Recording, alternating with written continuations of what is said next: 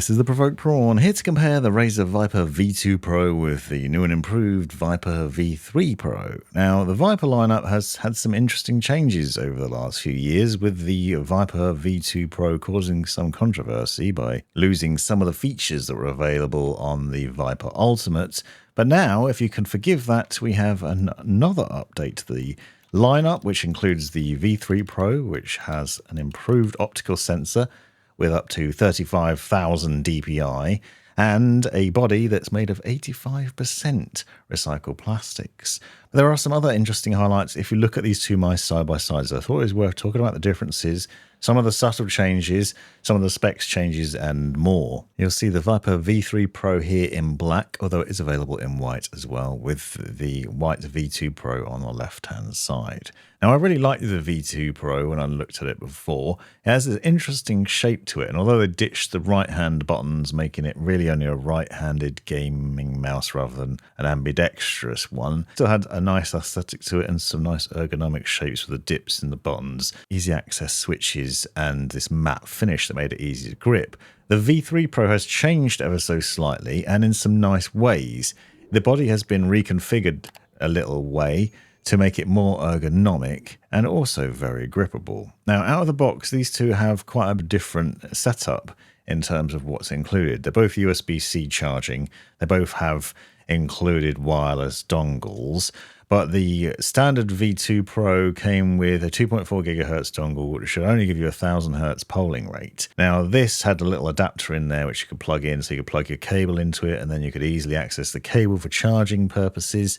Sort of standard convenience there. And it was a good mouse, nice and responsive, and easy to use with decent battery life, and I really liked using it. From the shots here, you'll see some other things of interest in that there's an LED indicator on the top, for example, and you obviously have simple, easy charging capabilities. And if you're wondering why there's a tennis ball included there, it's because Razer was making a big thing of how lightweight this mouse is, at around 58 grams. So lightweight, and that's mostly because they stripped down some of the previous features like the RGB lighting and the extra buttons. Now, the Viper V3 Pro has changed. You'll see it's quite a different design to this one. So the ergonomics have changed slightly. It's still a right-handed mouse. This is for fingertip and claw grips, but there's subtle changes here as well. So the left-hand side thumb buttons, for example, are nicely spaced out, making them easier to access and discern when gaming. It also has some much larger PTFE areas on the underside, as you can see, really strikingly large. And it comes with the hyperpolling dongle, which was an additional purchase for the Viper V2 Pro and other Razer mice, but now is included as standard. So this is a dongle which will give you up to 8000 Hz polling rates. You have much more customizable polling rates within Razer's Synapse software, and that's one of the main appeals. So this is a pro-grade gaming mouse that will help if you're into esports games or competitive shooters and other games which require high accuracy and good response. It's quite a different dongle from the standard one that comes with the Viper V2 Pro, and it has some other highlights to it as well. You'll see there's a little indicator on it, for example, to let you know when it's connected. But that little LED also changes color to let you know the current battery life status.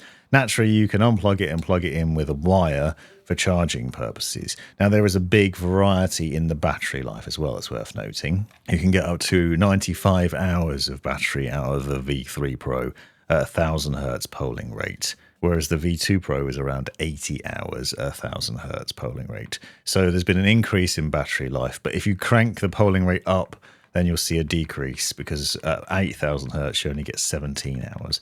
There's a DPI button on the underside to switch between the various different DPI levels, which are customizable within Synapse, and that indicator will let you know the change there as well. So the indicator has multiple uses, including warning you by flashing red when the battery is running low. Now, I found that I didn't have to plug this in very often. That's definitely one of the benefits of this mouse. Both Vipers have a really good battery life, but the V3 Pro seems to do really well with it, depending on the polling rate that you've selected and that you're using. Now, the other change here is the weight. So obviously the Viper V2 Pro is around 58, 59 grams, depending on what color you get, because that actually has an impact on it. And the Viper V3 Pro is around 54 grams. Now, this is interesting because obviously I've just told you that there's better battery life with the newer mouse, and yet it's lighter. It's also made of up to 85% recycled plastic now, which means you can really feel that weight reduction in there, but it's also better for the environment, and you can feel a bit better when purchasing it that you're doing a good thing and that Razer is helping to support the world we live in. You can also see that you can throw on some grip tape to make it grippier. It doesn't have that same matte finish that the V2 Pro had. It's a bit slicker on the outside, but I didn't find that was a problem. And if you do find it's an issue, you can just slap on the grip tape instead, which makes it more look like a Viper anyway, with that sort of snake skin effect on it. This also doesn't add a great deal of extra weight, which is an added bonus to this, because you can see we're now looking at 56 grams, so it's not particularly hefty. The large slick PTFE areas on the underside also mean that you can flick this around more easily than the Viper V2 Pro, which, as you've seen, only had those small spots. So it's been improved in a number of subtle ways. The specs on paper are similar, although you have got a much higher DPI level, potentially at 35,000 instead of 30, but it still uses Razer's optical switches Gen 3, and I'll leave all the other specs in the description. Now, I found both mice to be very pleasant to use. I really like the Viper V2 Pro, and the Viper V3 Pro is also fantastic. It's got a nice ergonomic shape to it that's comfortable in my hand. It pushes up nicely into the palm, and you still have these nice slopes on the main triggers and on the edges, so it's easy to grip side to side, but also just lets your fingers sit nicely into the dips. It's not going to make you a pro, but it is fun to use. Now, you can adjust the DPI levels in Razer Synapse software and obviously customize that, and then you've got the little LED indicator to let you know what level you're on when you switch between them at hardware level. But you can also set different polling rates depending on what you're doing, so it'll have it automatically change to the higher polling rate when you play games, which is beneficial to counter that battery life issue that I said earlier, because at 8,000 Hz you only get about 17 hours of battery life maximum, whereas at 1,000 Hz you can get 95 hours. So just for general productivity reasons, you could be using it at 1,000 Hz in Windows and then crank it all the way up to 8,000, not have to think about it when gaming. So 2 Gret mice, and now you can hear them side by side for a sound test, and then I'll link down below to the full reviews that I've done on these so you can find out more. Thanks for watching.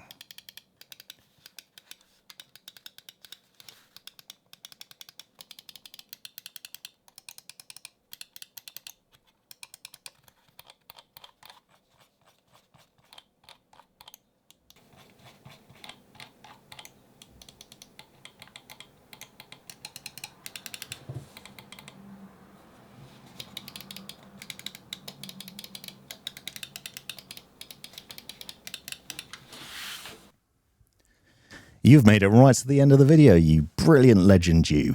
If you've enjoyed it, click that subscribe button, give me a thumbs up, and drop me a comment down below if you've got any questions.